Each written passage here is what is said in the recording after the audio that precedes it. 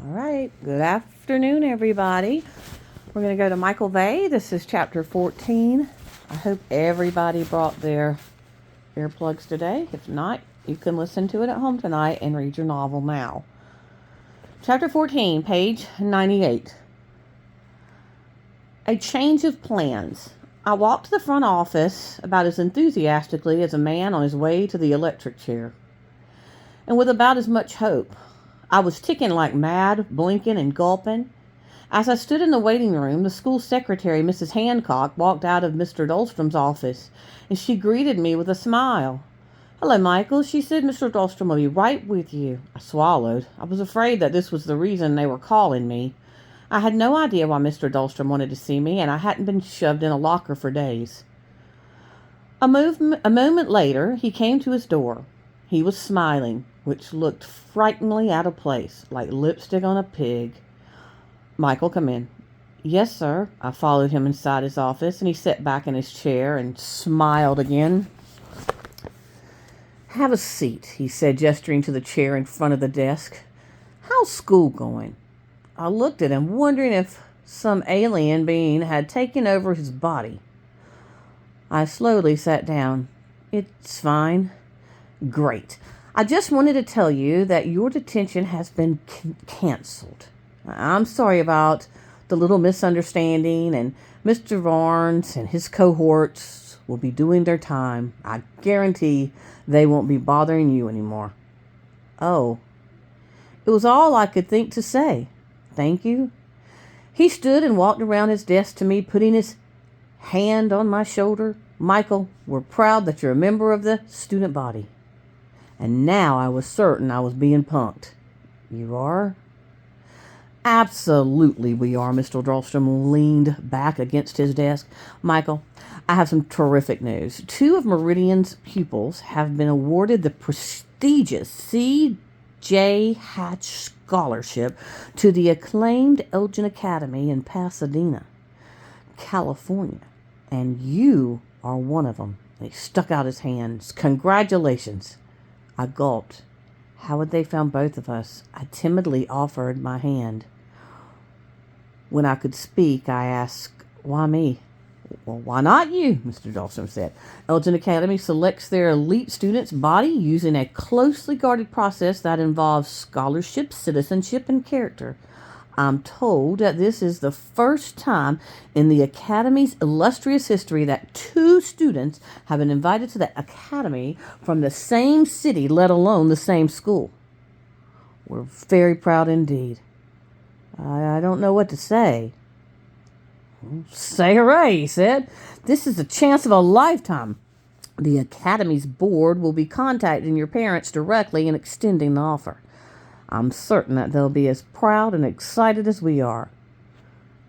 It's just my mom," I said, and I was suddenly very afraid for her.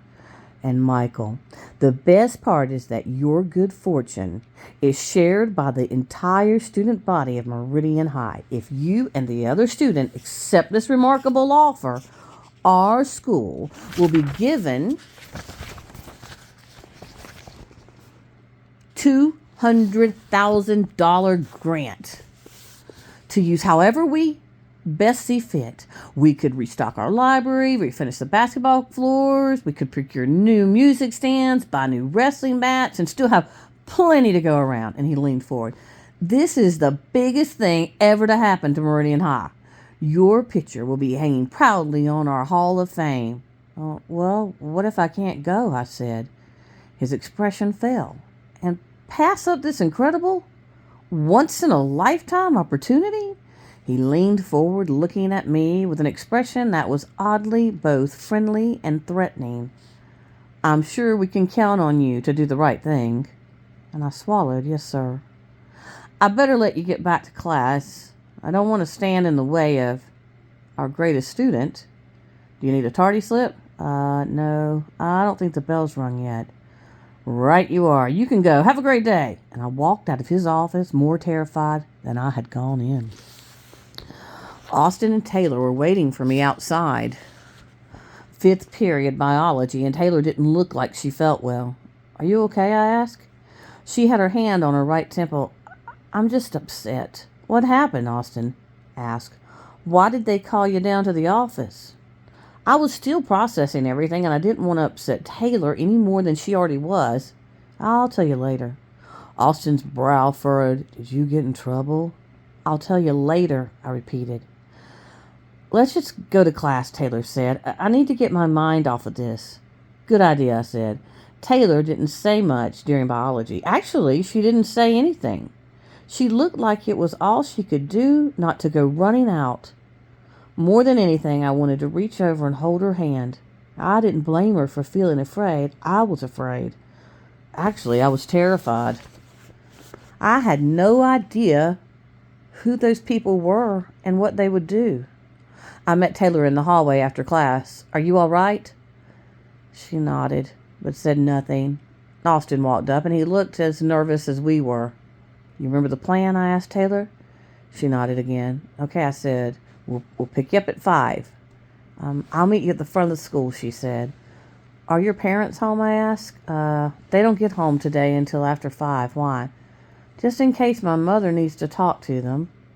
I hope not, she sighed. I'll see you later. See ya. She turned and walked off to the gymnasium. Austin and I walked in the opposite direction out of the school. We hadn't even left the schoolyard when I said to him, I don't feel right about this. Maybe we should stay with her. Well, that would seem weird. So, if she wanted us to stay, she would have asked. Yeah, I said. You're probably right. So what did Dahlstrom want? Oh, I've been offered a scholarship to the Elgin Academy. And Austin blanched. Oh, no. It gets worse. They bribed Mr. Dahlstrom. They offered the school $200,000 if Taylor and I go.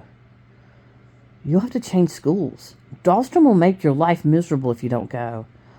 I know. When are you going to tell your mom about all this? I'm more worried about what to tell her. What if she wants me to go? This is bad, Austin said, shaking his head. Really bad. We walked the rest of the way home in silence. My mother got home from work later than she had planned, just a few minutes before 5, and she called us as we opened the door. Michael, Austin, you guys ready? We're over here, Mom. We were sitting in the front of the television watching the Discovery Channel. It was Shark Week.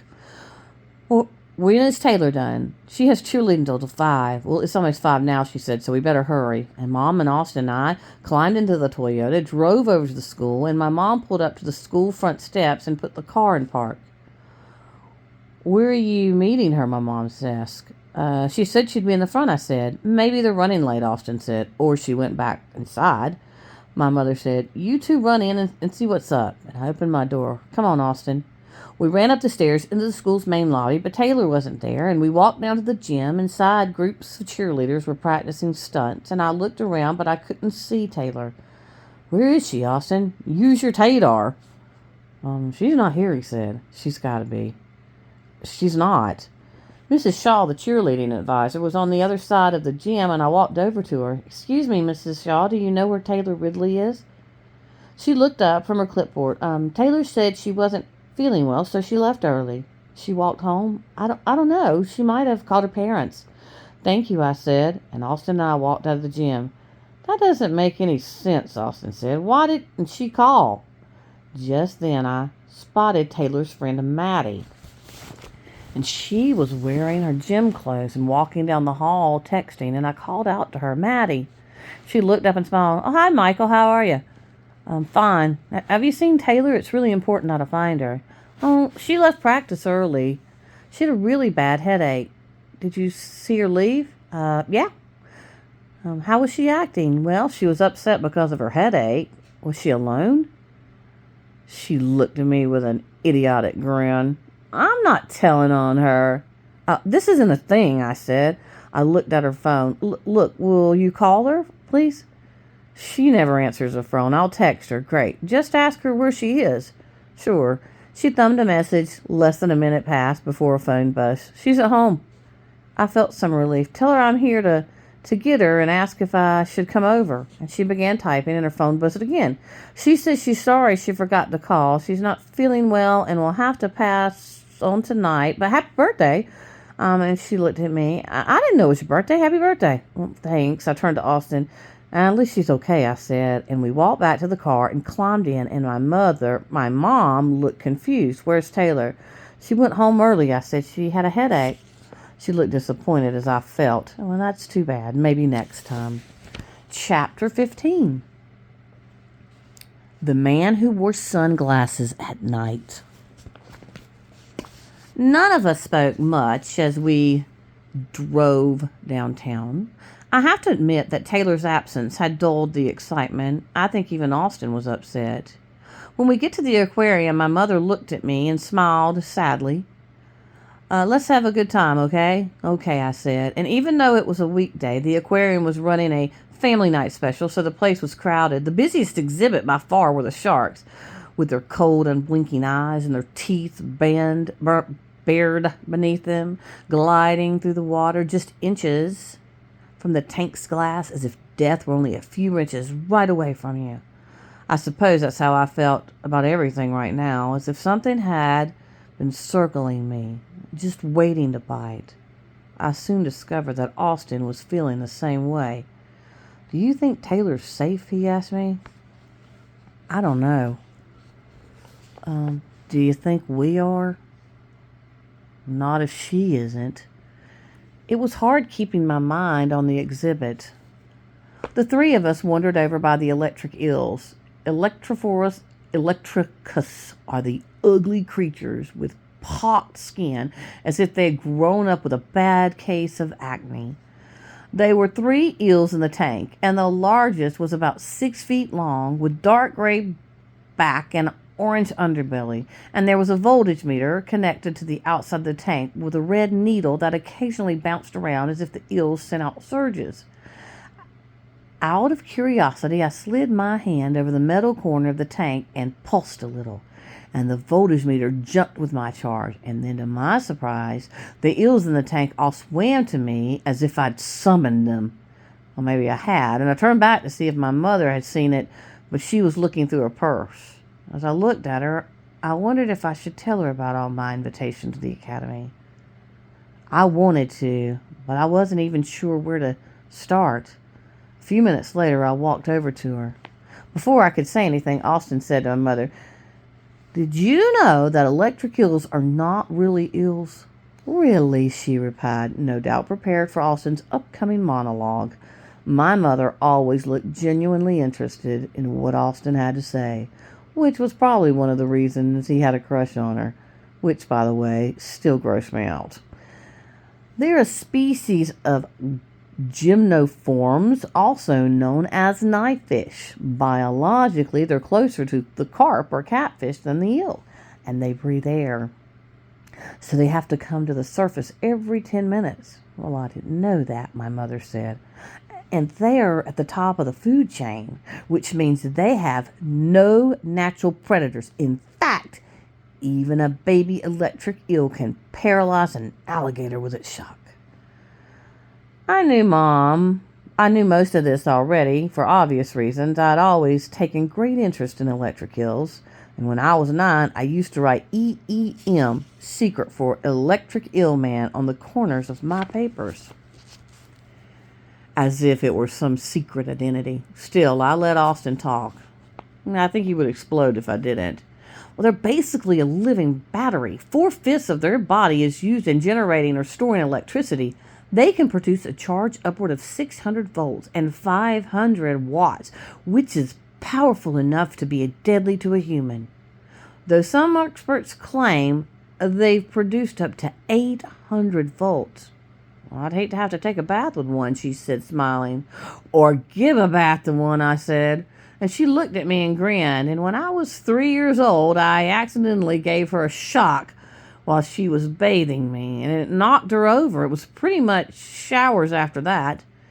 Eels use their electric shock to stun or kill their prey, but they can also use low voltage, like radar, to see in murky waters. It's called electrolocation. It's how they find food. Speaking of eating, my mother said, is anyone getting hungry? And that was one way of shutting Austin up. Is that a trick question, he asked. Well, I'm hungry, I said. Good, she said. I'm starving. off to Pizza Max. The pizzeria wasn't exactly called Pizza Max. Its real name was Max Purple Pig Pizza Parlor and Piano Pantry, which is as dumb as it sounds, as long, but they have awesome pizza.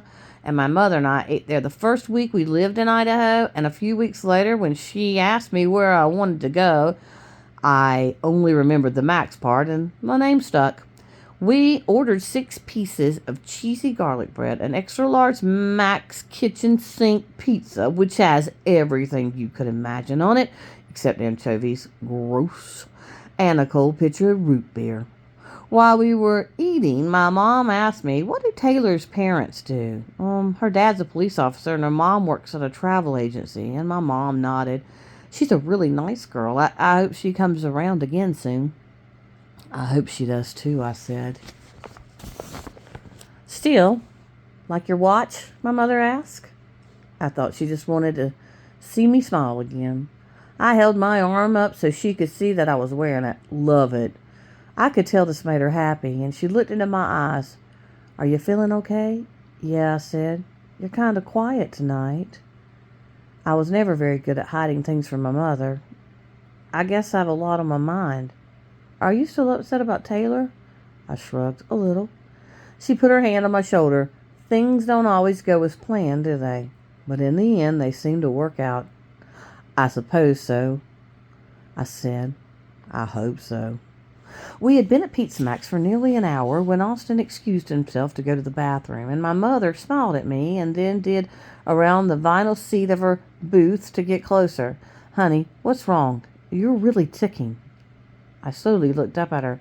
Mr. Dahlstrom called me down to the office today." And her brow fell. "Oh, what happened?" "Oh, nothing happened. I got offered a scholarship." And a smile crossed her face. "What kind of scholarship?" It's a really prestigious school in California." Her smile grew even larger. "Michael, that's wonderful. What's the name of the school?" I was relieved to see her happy. "The Elgin Academy," and her smile immediately vanished into a look of fear. "Did you say Elgin?" Her expression frightened me. "Yeah, in Pasadena?" "How'd you know that?" I asked. She turned pale like she was going to be sick. "Mom, what is it?" "We need to go," she said, her voice quavering. "We need to get Austin and leave now." "Mom, what's wrong?" I can't tell you here." She looked at me intensely, and her eyes dark with fear. "Michael, there's more to this than you know. Your father..." And just then Austin returned. "I'm ready for another frosty mug of root beer," he said. And I looked at him. "We gotta go," I said. "Right now?" "Right now," my mother said. "Something's come up." It was dark outside when my mother paid the bill, and we were walking out to the car when Austin said, "Hey, wait, I forgot my jacket." "Hurry," my mom said to him as he turned to run back inside. We continued walking to the car, and my mother was unlocking our car door when a man appeared between our car and the truck next to it. His clothes were dirty and worn, and his face was partially cloaked in a dark gray hoodie. He said to his mother, "Excuse me, do you have $1?" And my mother looked at him, and then she said, "Of course."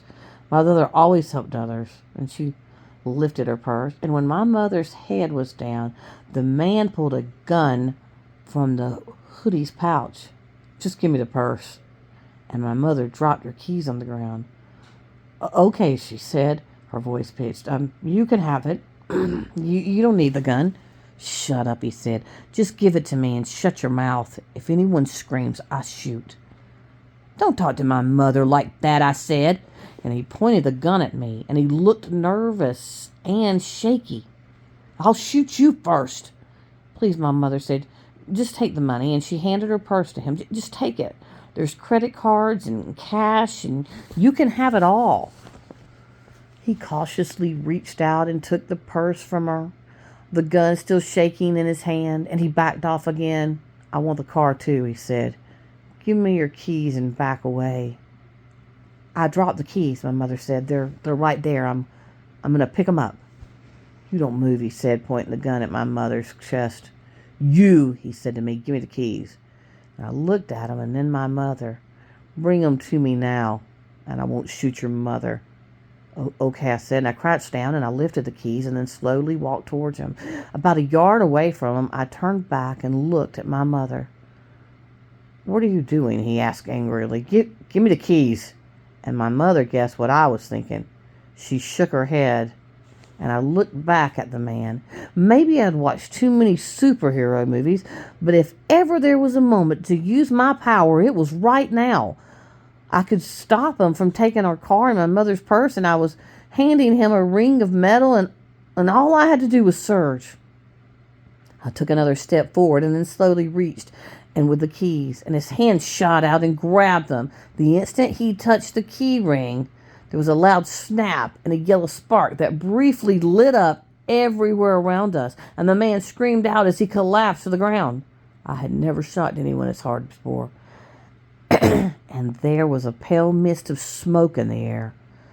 The man wasn't moving for a moment. I wondered if I'd killed him. It seemed that time stood still, and I looked at my mother, wondering how she'd react. She was staring at the man on the ground, and the silence was broken by a deep voice. Well done, Michael. I quickly turned around. I had no idea where he came from, but a man was standing now, just a few yards from us, and he was sharply dressed in a tan suit with an orange silk tie, and even though it was dark, he wore thick framed sunglasses, and his hair, dark brown with sideburns, was nicely styled. He looked at the mugger and then back at me and lightly clapped. Really, that was impressive. What was that, 100, 1,000 volts? I looked at my mother and then back at him anxiously. Who are you? My mother asked. A friend, Sharon. A friend and an admirer of Michael's and his gift. My mother and I exchanged glances. Yes, he said, smiling, I know all about it. And as a matter of fact, I know more about it than you do. Just then, the thief groaned, and I looked down at him. He was struggling just to lift his head, and I watched him anger flood through through my body. As I watched him, my anger sorry, it's dark in here. As I watched him, anger flooded through my body. If I had ever wondered if my electrical powers were somehow connected to my emotion, there was no doubt of it now. I felt power surging through me like I had never felt before. I looked down at my hands. Electricity was sparking in blue arcs between my fingers, something I'd never before experienced. It's an emotional reaction, the man said. Fear, anger, hate. The powerful stuff causes your nervous system to react. It's peculiar, isn't it? Normal people respond with adrenaline, but special people like you react electrically. My mother put her hand on my arm. Michael, we need to go. I didn't move. How do you know all this? I asked. And the man took a step forward. Michael, we've been looking for you for a long, long time. About since you were born, Michael, my mom said. Why? I asked. To reunite you with the others. Others? You're not alone, Michael. There's more of your kind than you think. More than just you and your friend Taylor. His mention of Taylor startled me. I'd like to introduce you to some of them right now. Behind you is Zeus. And suddenly a young man was standing next to my mother. He was good looking but unkempt. He had long, greasy blonde hair and wore a Levi's jacket with the sleeves cut out and no shirt underneath. Even though he was only my age, he had a tattoo on his chest of a lightning bolt. My mother looked at him anxiously. And this is Michelle, a young woman, stepped up behind the man. She wore black clothing and dark, thick makeup, mostly black or dark purple, and the way the golf kids do, and both kids looked about my age, though Zeus was taller than me. Zeus, show Michael Vey what you can do. And he smiled darkly. Glad to. He lifted his hands, and the electricity flew from his fingers to my mother in blue-white strikes. And my mother screamed and collapsed, just like the man I'd just shocked. Mom! I dropped to the ground next to her, cradling her head in my arms. Why did you do that? I shouted. She'll be okay, the man said. It just took the wind out of her. And my eyes darted back and forth between the three of them. Who are you? I'm your friend, the man said softly. Nichelle? The girl started towards me, and as she approached, I noticed that the Zeus guy took a few steps back, as if he were afraid of her. As the girl neared me, I started to feel different. Everything was out of place. The man, the two kids, my mother on the ground. It was all like a bad dream, and I felt weaker, and the electricity stopped arcing between my fingers, and then I began to feel dizzy, and I looked at the girl, and she looked into my eyes with a strange, emotionless stare, and I couldn't make sense of any of it, who these people were and why they were there, and more importantly, what they wanted with us. With each step the girl took towards me, my dizziness increased, and then my head began to pound like a bass drum, and I put my hand on my forehead as if my vision began to blur. Take it easy on him, Nichelle, I heard the man say. He's not used to it. And suddenly I heard Austin's voice blending into what seemed like a collage of other sounds, and I looked down at my mother, and she was still but gazing at me, and I saw her lips move, but I couldn't hear her, and I couldn't hear anything other than the loud buzzing in my ears, and I think she said, I love you, and it seems like that's what she said. It was the last thing I remembered before passing out. Chapter 16. Gone. When I woke, I was in a bed with an aluminum side rails, and I was lying beneath clean white sheets, and there was an IV taped to my arm, and I felt as if I'd been drained of all my energy, and every joint of my body ached, throbbing like a bad toothache. It took a moment for my eyes to adjust to the light above me. I groaned out as if expulsing a nightmare, and Austin appeared at my side. Michael? I turned my head towards him. He was standing in front of the closed blinds that glowed from the daylight behind them. And next to him were his mother and father. Austin's father was in charge of maintenance for the county parks and recreation, so he was rarely home. And I was surprised to also see him in the room, and I looked around for my mother, but I didn't see her. Where am I? My tongue stuck to my dry mouth, and it was difficult to speak. Honey, you're in the hospital, Miss Liz said, and her face was pinched with concern. Well, how did I get here? Paramedics, Austin said. You passed out, Miss Liz said. The doctors were afraid you had a stroke. Well, where's my mother? Do you remember what happened, Miss Liz asked? And it hurt my head to think about it. There was a guy with a gun, and then the man with the two kids, and one of them shocked my mother. Shocked, Miss Liz said. What do you mean? I looked at Austin. Did I dream that? And he shrugged. I only saw the gunman. Is my mother okay? Austin didn't answer. I turned to Mr. and Mrs. Liz. She's okay, isn't she? Miss Liz walked closer and put her hand on mine, and her eyes were filled with tears. I have some bad news for you, honey. Your mother's gone. And I looked at her blankly. What do you mean? The police believe she's been kidnapped, Mr. Liz said, and my heart froze. Kidnapped? Why would someone kidnap her? We don't know. My body's pain was nothing compared to the agony I now felt, and tears filled my eyes. How could this have happened? My mother had spent her life protecting and caring for me, and now I had failed to protect her. I had let her down. Why couldn't they have just taken me? I wanted to fall asleep and wake up again in my own house, talking to my own mother. I wanted something to make sense. I wanted the nightmare to end. And we are going to stop at the beginning of chapter 17, and that is page 114. At this point, you'll need to be working on your packets. Fill in as much as you can fill in. When you are finished with your packet, you will work on your vocabulary books because your test is next Tuesday. After you've worked on your vocabulary book, or if you're finished with that, then you will get out your novel, which will be due, I believe, November 8th, so you can check that. So, do those things today. Please behave well and do the best you can for me, okay? Y'all have a great weekend. Bye.